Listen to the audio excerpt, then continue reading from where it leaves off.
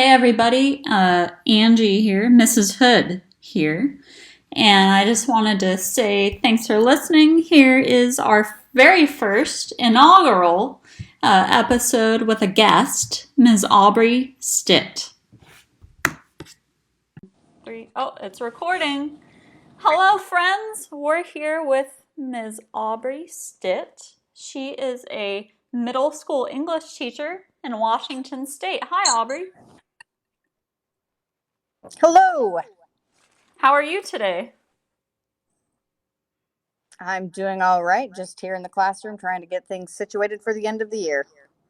Oh man, are you packing up student belongings and all that kind of stuff and cleaning things out for summer? Yep, which Oh is boy. a little strange in these times, but here we are. Very strange times, absolutely. But I have enjoyed seeing your video introductions, that mashup video of all your intros. Aubrey, actually, do you want to explain about that a little bit? Sure.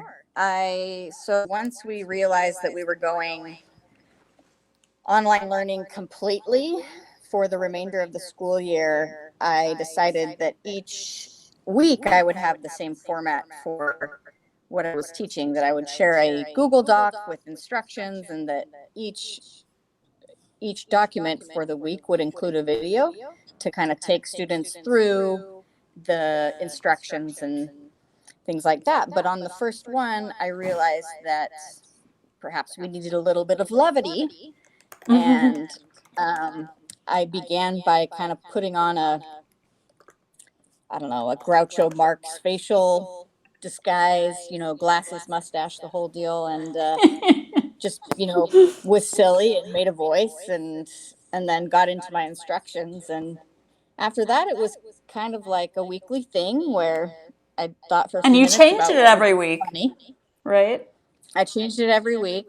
Got different masks, got various disguises like facial hair, and sang and did lip syncs. And I mean, just anything I could think of in that moment just to be funny. And by the time, the end of all this rolled around, I figured, well, I've got all these, short, funny clips. I might as well put them together. So I did. And now it's up on Is it various going viral or sites. anything? It's I think almost a it little has bit. like 2,000 plus views, which I mean, in my Nice. world is viral. So Right? Nice, nice. That's funny. And you're doing it all the way till the end, so there's one for next week too? next week's I've already recorded. It's very serious. I don't know, serious. It's trying to be sincere and saying Yeah. goodbye to the kids, just because Yeah. it's hard. Usually I get to see them in person, and so Right. to say that I'll do a camera it was kind of hard, but heartfelt. Definitely. And you have eighth graders, all eighth graders, or Yes, this year I taught all eighth graders, and I teach English. so they won't be on campus next year. So that's hard to say Correct. goodbye to them. Hopefully, some of them will come back and visit. But Hopefully. definitely very a different situation we're in here. And I'm sure it's hardest for high school seniors, but everyone has their own hardship and experience with this whole closure. And each Right. person has their own, very difficult time with it. Right. So I really enjoyed that video and I just wanted to go through that. That's great. I'm inspired, to do something like that. I mean, have you done drama or anything? I mean, it was just great. I have um, always had a flair for the comedic, I think. Well, it's very Which, creative too. right. And I think to be a middle school teacher, you have to be a bit of a silly performer to make it work, Mm, just because, not that the whole thing is a dog and pony show or that you have to be entertaining all the time, but middle school is such a difficult and awkward age for so many already. I feel that the more quirky I can be, the more permission I'm giving them to just be themselves. I do get a lot of students who are embarrassed for me when I do my various silliness in front of the class, which is pretty consistent. But they see an adult who is owning who they are in all of their quirks, Mm-hmm. and You're I modeling. enjoy that Mm-hmm. aspect. Mm-hmm. Yeah, that's great. You're modeling being okay and being proud of kind of being an individual. That's awesome. How did Right. you kind of discover or decide that you belonged in middle school at the middle school level? So I substitute taught a little bit before Mm. I went for my teaching certification, because I did that after my bachelor's degree. And I Oh, okay. actually really enjoyed high school at that point. Uh-huh. When it came time for me to do my student teaching, I student taught in a high school. And I guess it turned out I finished my student teaching mid-year, and it's really difficult to find a teaching job mid-year. Mm-hmm. And I ended up finding a job at the middle school level um, at that time. So it was kind of by necessity at that point, but very quickly became apparent that that was my wheelhouse. Um, it's so weird how most people graduate in the middle of the school year, isn't it? I mean, I myself graduated in the month of December, and I actually did find a job in the middle of the year at a high school where I wanted to be, and that was really lucky. I consider myself very lucky for finding a job in January at a high school. Shout out to Kamaikan High School in Tri-Cities, Washington. Woo! Woo! So, Proud alumnus. Here we are. yeah. And then, so what is your bachelor's degree in? You said you got your teaching certificate kind of after graduating? I did. I majored in history with a Oh, minor in political science. oh, cool. That's So I awesome. had every intention of teaching history or social studies. Mm-hmm. Okay. So do you have certifications in English and social studies or? I do currently in Washington State. I do. Oh, cool. That's neat. Um, what, how did it change? How did you change over to English? So when I was offered that position at a middle school mid-year, and I moved to take that job, it was at a public charter school, which Mm. that particular charter school operated on a different set of guidelines, and they were willing to hire me without an English certification. But within 6 months after having that position, I had taken the praxis exam to essentially certify in English as well, which then allowed me to, in Washington State, certify in both English and social studies, plus the fact that I taught English at middle Mm. school level for 4+ years. Is it pretty easy to get a second certification? I've always wondered about that. When I moved to Or Washington doable, at State, least. it probably depends on the subject. Mm-hmm. For English, I didn't, it wasn't like I had my Washington license in social studies and then just tried to add English Oh, okay. alone. I had a lot of things to back up the fact that I was qualified. Like I had my Right. praxis scores, the test, but I also they wanted that employment history to Oh. prove that I had that experience with the subject. Had I Mm. started from scratch, I'm not sure. There Mm-hmm. would definitely be an exam, but there might be some credits involved as well. Mm-hmm. Mm-hmm. Okay. And for those who are listening who don't know what a charter school is, do you want to just touch on that a tiny bit? Um, Charter schools are, I don't know, somewhat controversial within education because some view them as an attempt to monetize education. education Hmm. or privatize it, sort of, not in the same way that private schools are done, because they still use public money, but the organizations that run them are not cities and towns and things like public education. So I was in a public charter school, and according to my understanding, Mm-hmm. which is limited, we operated under, our charter had been approved by the city's kind of umbrella administration of education, but we weren't held to the same restrictions, I guess you could say.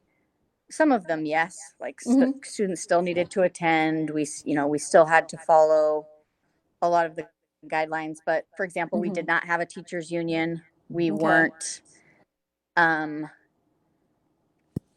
under that type of organization. It's an Hmm. attempt to offer choice. I think the area that I was in, their public education had been struggling for a number of years, and Okay. people felt like charters would give this struggling area and the families there some options, and create a little competition in the hopes Mm. that education in that area would be improved. Sure. Kind of like a capitalist system for education or a democratic. I see what you're saying. I see what you're Right. saying. It's Yeah. it's and it's controversial, and Sure. there's some there's things I understand from both sides, and having Mm-hmm. worked in one Mm-hmm. offers a little bit of a view as well, and a bias as well. Mm-hmm. So yeah. Cool. Well, thanks for telling us about that. I appreciate it. So, in your personal life, what other hobbies and interests do you have that you engage in outside of teaching so we can get to know you a little bit? I am, it's cliche, but I'm an avid reader and an Hey, me avid too. consumer of knowledge, and just a very curious person intellectually. So I spend a Mm-hmm. lot of time reading and writing and thinking and discussing Mm. and things like that on a lot of different topics. Some of them related to education, a lot of lately a lot of theology, a lot of Mm. sociology, a lot of psychology. Cool. I was actually a psychology major before I was an education major. Excellent. So, It's mm-hmm. fascinating. It is. It really is. Well, my parents, all four of them, because my parents are divorced and remarried, they all worked in, well, three out of four of them worked in mental health most of Okay. my life. And so I always wanted to maybe kind of do that, but decided I wanted to be a teacher. I started tutoring and then decided I could be a teacher. And I thought I wanted to be a German or French teacher first. And then I Okay. realized that math, I could do math, and I would probably be more hireable as a math teacher, more job Gotcha. security since it's a required subject. So I went Right. into, math education, and that's where I've been ever since. And I also have the tutoring business, of course, but psychology was my first major, so that's interesting that you're into that. Um, so what are you reading right now? Are you one of those people that reads like one book at a time, or or do you read like 14 at a time like I do? I don't think I do 14. I think my max is probably 3. Really? Okay. And it usually is to like genuinely read. Sometimes Right. I'll read a bit and then put a pause and start something else and then come back. Sure. I've, I don't know, 3 or 4. If they're on Uh-huh. similar topics, then I don't stack. But if they're on completely different topics, I actually enjoy having 3 or 4 different things to go to. Definitely not fiction. I can't Oh, read really? fiction at the same time. Yeah. They get jumbled in my head. storylines and characters and When you're things like teaching that. during the So year? Uh-huh. What about in the summer? Do you read fiction over the summer? I'll read a few. Usually I'll try to look at, what's been recommended by the various celebrity book clubs. Mm-hmm. PBS does a book club that chooses some great titles. I look Oh, at yeah? those. I try to look at the young adult and juvenile award winners so that I Okay. have more to recommend to kids in the coming year. I'll also talk to our school librarian. She usually has some great recommendations. Ooh, good And idea then my that own your book school clubs. librarian is a great resource, people. Utilize Exactly. your school And ours is librarian. fantastic. Mm-hmm. Right. Cool. She really knows her stuff and she's constantly looking at and reading and Mm-hmm. finding new things for our kids. So she has some great recommendations. Tell me more about the PBS Book Club. I haven't heard about that. Do they have different ones like for young adults or for genres? They're mostly for adult readers. Okay. They did the Great American Read, oh gosh, now a year, 2 years ago, What's that? and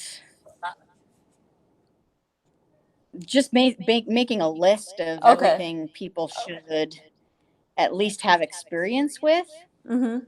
It's worth looking at. Then they produced a series featuring all the books. It's called The Great American Read, I believe. Cool. I Cool. might double check that. I'll follow up on that. But the first one they recommended that I was aware of was Educated by Tara Westover.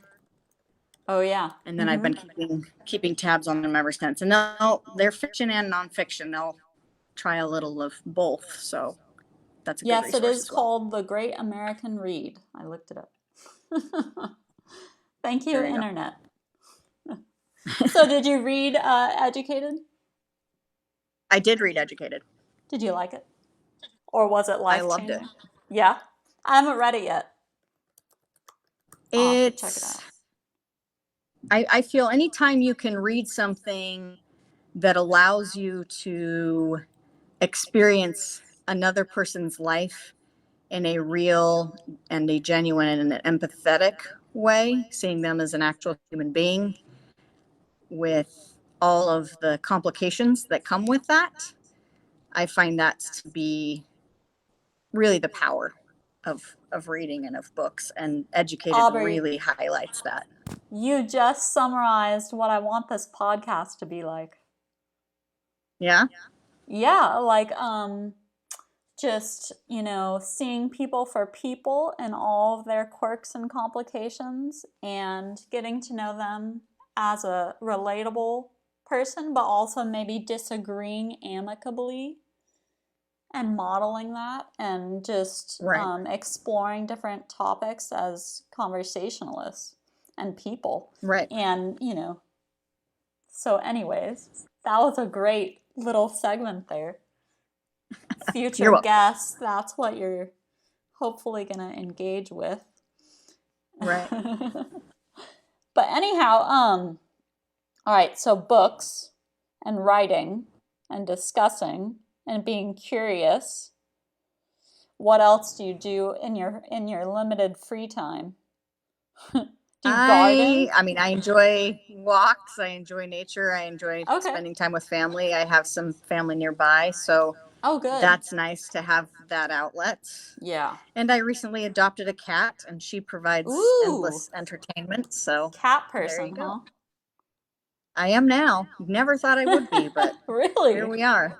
Were you Yeah. always a dog person or just a neither person or A neither person. We didn't really okay. have animals growing up, Okay. and so I wasn't always terribly comfortable. But I do live on my own, and once I actually babysat my sister's cat over winter break and Oh, ended up really enjoying that and figured, oh, maybe it's time for me to adopt a cat. And then when everything got canceled and the pandemic hit, and I realized I'd be stuck in my house for weeks, if not months, I right. realized, well, why don't we adopt so that we can have time to get used to each other? So here we are. Adopted her on March 17th, and What's her name? we're Demi. I named her after Demi? the pandemic. if you stick pandemic Demi's in the middle of it. That is great. I love it. Well, a lot of She's people are fantastic. using, huh? She's a lot of fun. We've enjoyed her. Good. Well, I think a lot of people are using this whole time to learn new skills and do new things and get caught up on things. And I mean, it's certainly a terrible tragedy and a pandemic, and I understand that. But also, if you Right. try to use any time you have to better yourself or do things you've always wanted to do and never had time for or energy for, I think that's a great silver lining.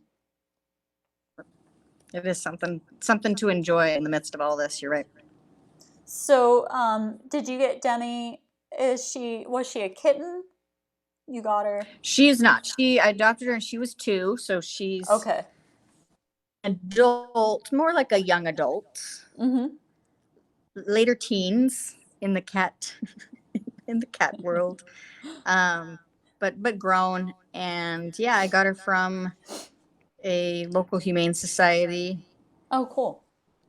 She'd been living under a manufactured home with her kittens, and Mm. the kittens were all adopted, but she Mm. was left, and I adopted her. Oh, how was your experience with the whole process of adopting from a local humane society? Would you recommend it? I would. I would. It was pretty seamless. Fill out forms. It was a little, with the pandemic, you kind of had to fill out some forms before I had to fill out some forms before I had a chance to meet her. Just they were trying to minimize folks just, wanting to see the cats without Yeah. committing. So, uh, but yeah, it worked out great. Awesome. I'm happy for you. That's really cool. Hopefully, Thank you. everyone in your life can meet Demi soon when we're not social distancing so much. Right, But right. we are working towards higher phases in Washington for each county, so that's good. Let's see. Right. What else did I want to ask you? Hmm. Oh, how do you stay inspired as a teacher to kind of, care about your kids? I know you mentioned you're really passionate about social emotional learning, especially during this time. Can you tell us a little bit about that? I, to your point about, like we talked earlier about the need to see people as human beings and to Mm-hmm. know the good and the bad and the complicated, just to know, to see the realities, and to, I feel like that's where we connect with people.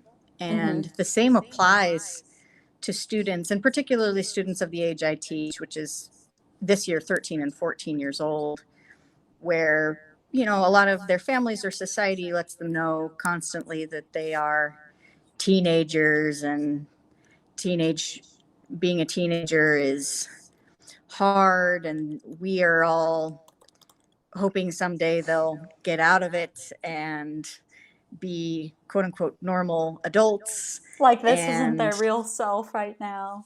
right, this isn't you, this is a hormonal crazy Mm-hmm. you. Mm-hmm. And I feel like when we speak in that way to this particular set of kids, we're communicating that they are somehow broken or wrong, or that we don't need to listen to what they have to say. And the more time I spend in the middle school, the more I realize that that's not the case at all. We really do need to listen to them. They have some fabulous insights into the human experience, but also when it comes to their needs to be with friends or their concerns and what they're focused on, that's really where they are developmentally, and it's what Mm-hmm. their job is in their own development at this time. So instead of maybe denigrating it or pushing it aside or letting them know that it's somehow not okay to be at that Mm-hmm. place, it would be beneficial, I think, for all of us to, one, know exactly is going on as much as we do know, because the brain is, the great frontier, Mm-hmm. so that we can understand more about where they are, but also we can help them understand a bit more where they are, so that it doesn't feel so tension filled. Though part of the tension is developmentally where they need to be, pushing back from family, pushing back from structures to figure out their independence. So I find it a fascinating period of time Mm. in human development. So the more I read about it, the more I want to share with the students, but also share with colleagues that work with the Mm-hmm. same age group. Hmm.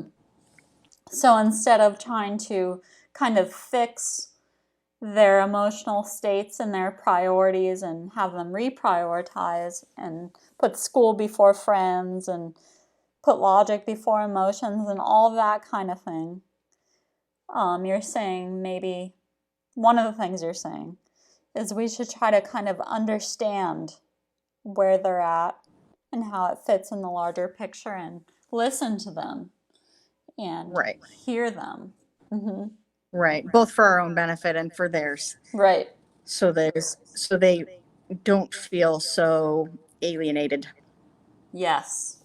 I think it's gotta be, I mean, it's hard to remember me as a teenager and what messages I received, but I think it's gotta be really rough to be told, oh, you're just an emotional mess.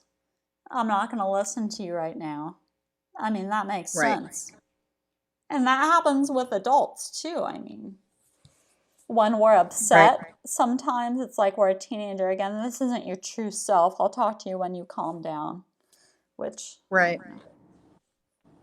I find a book I recently read is called Permission to Feel by Mark mm, Brackett. And he makes the point, speaking mostly to a Western audience, I believe, makes the point that many of us are emotionally illiterate. That mm-hmm, as adults, we are not comfortable with emotions. We're not comfortable with experiencing them. We're not comfortable with recognizing them in others and helping to process. So through modeling, that's what our young people see. So he's really looking for, how can we revolutionize this and make sure that all of us, adults, teenagers, children, are emotionally literate, instead of pretending like feelings and emotions don't exist, or that if you have them, you are somehow less or weak. mm-hmm. And also, I think, teachers and parents, teachers sometimes think that that's the parents' job to teach their children how to be emotionally literate. And maybe,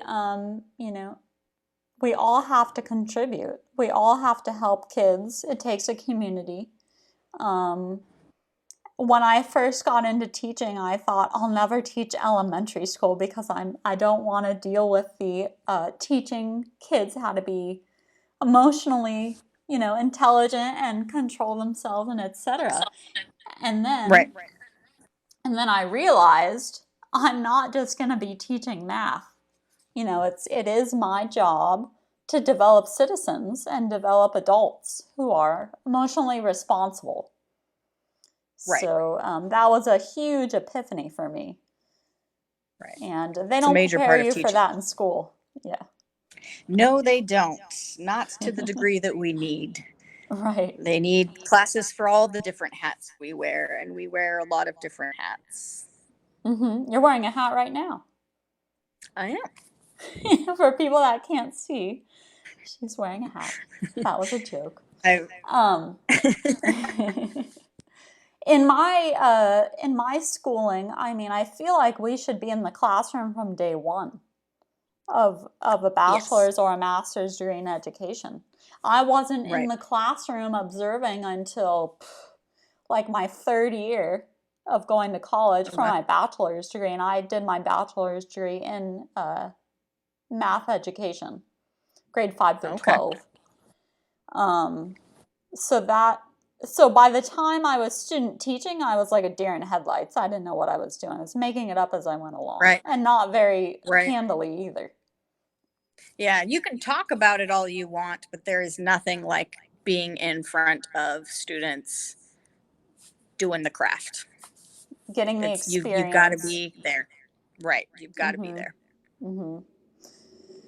I wonder, I mean, us talking about it isn't going to change the world, but I wish that they would, but maybe a little bit it will.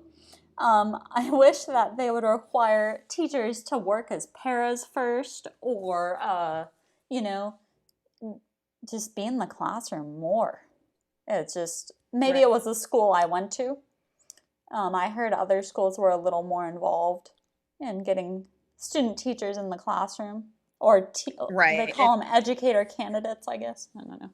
Teacher Right. candidates. Yeah, it probably totally depends on the program that Mm-hmm. you're looking at. It True. would be interesting to, I don't know, you probably have privacy concerns, but like think of medicine and how much that is, you know, see it, teach it, do it, or I don't know the pattern they have for it, but just to have an opportunity to observe and then debrief. Mm-hmm. So like if you had, for example, a two-way mirror in my classroom and three teacher candidates could watch a lesson Mm-hmm. and then we talk about it. Now it would Mm-hmm. require a lot of, one, you'd have privacy concerns, which I totally get. You would have to Mm-hmm. have the permission of everyone to realize that that's what's happening, but it's solely Mm-hmm. for the purpose of teaching Mm-hmm. and effective teaching. And then have an opportunity, then it would require too the master, quote unquote, master teacher, or the demonstrating teacher, to have humility as well, because you're discussing both what went well, but also what could use improving. I know we do that. We provide observation uh, opportunities, but it's once a, a teacher is in the classroom. And if you've ever taught, you know the first year of teaching is absolutely insane. It's a It train wreck is, it's it's for some baptism people. by fire. It is, Right.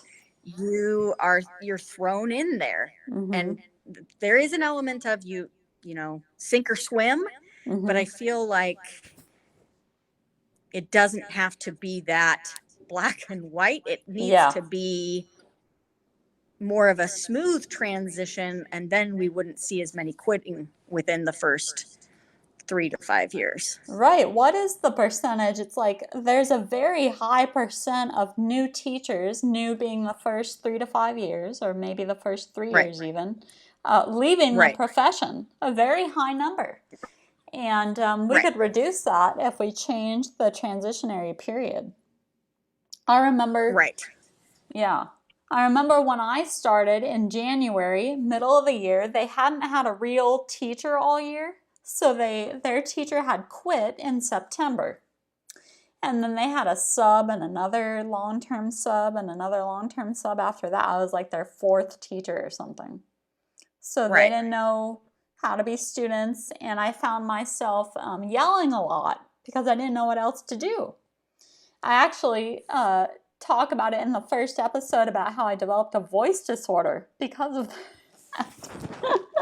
Oh goodness. So, anyways, yeah, there's just not the level of support or the smooth transition, like you said, for first year teachers. It's Right.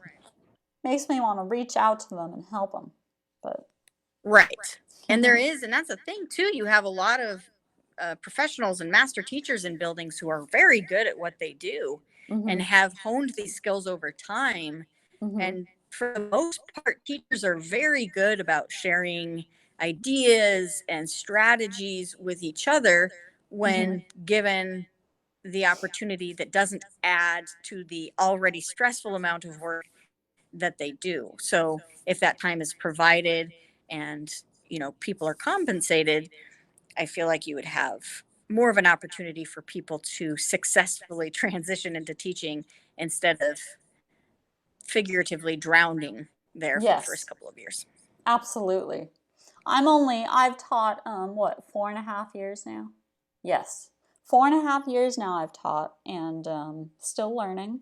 Always want to be learning. I want to be a lifelong learner, but I love that some schools provide a mentor program.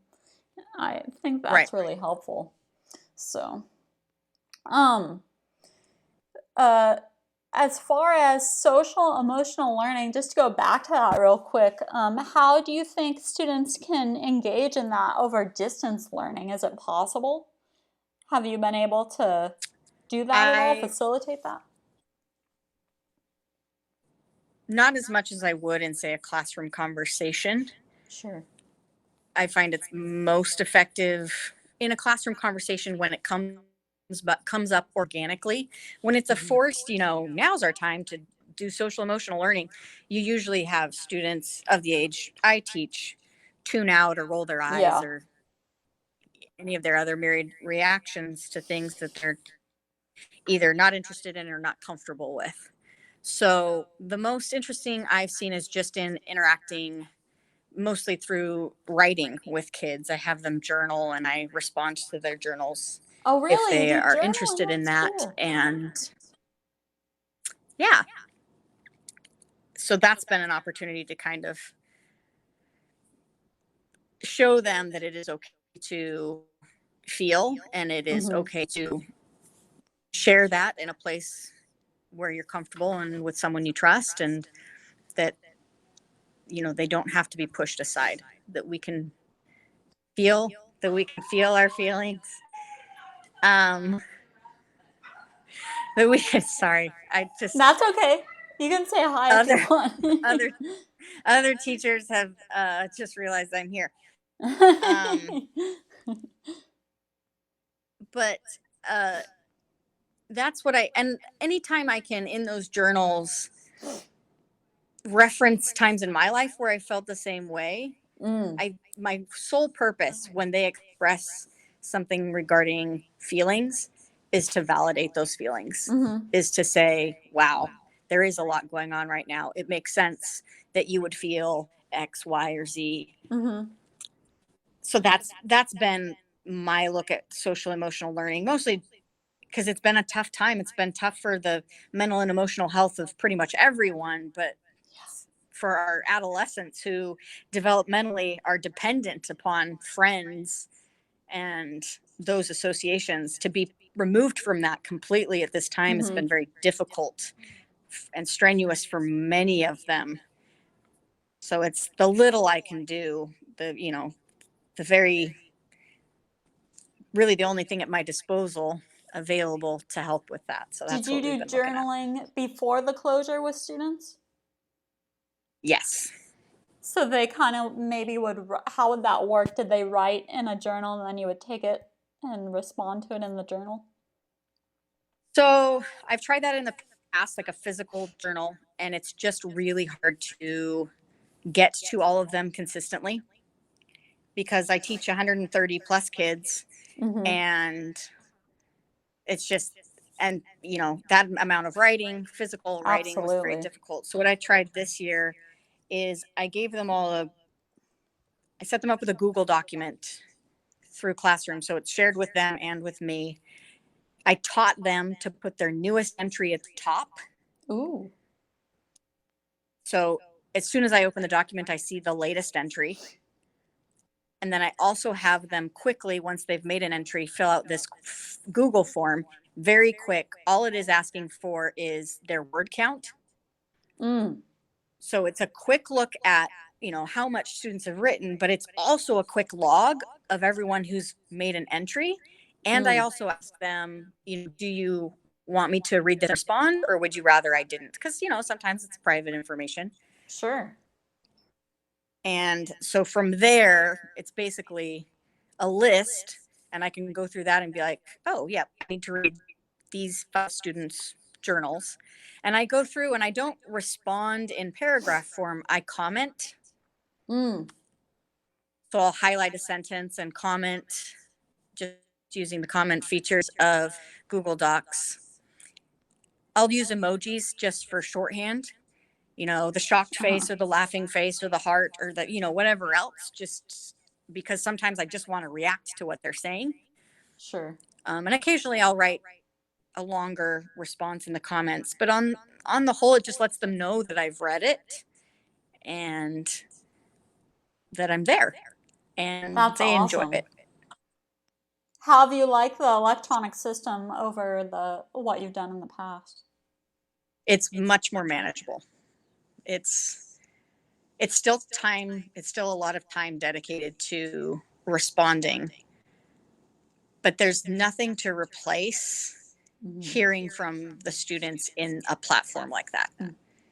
Because I get to speak with students who say little to nothing verbally in my classroom, or the ones who are very verbal and perhaps even goofy in class. You get to see a different side of them in writing.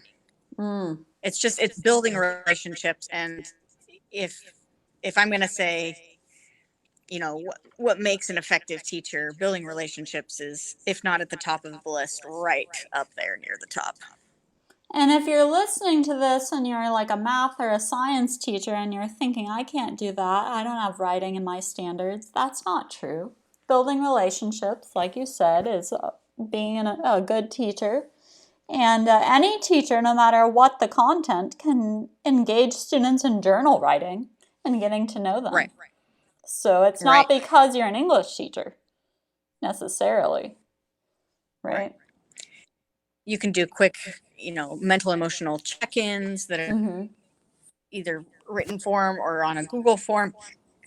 There's lots of different options, and they don't have to take large amounts of time. It can be little deposits over time that build those relationships. But to say that because of the subject I teach, I don't have time, or it's not within what I have to work on to build relationships with kids, like they're never going to get your subject as completely as they could if they felt a connection to you as a person.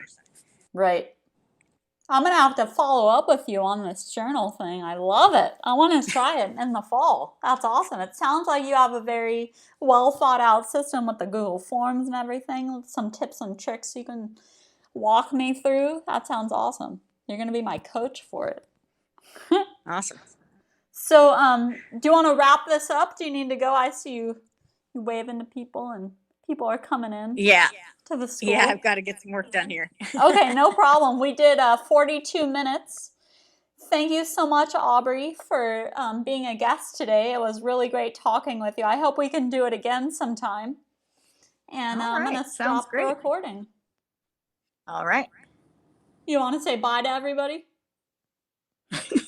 Bye, everyone. Thank you for listening. Hey guys, sorry about the echo. I'm still figuring all this equipment stuff out. That episode of the podcast was made with Google Meet, and I recorded the audio using PhonePaw, recording the system audio and my mic audio. So there was a double echo for the guest.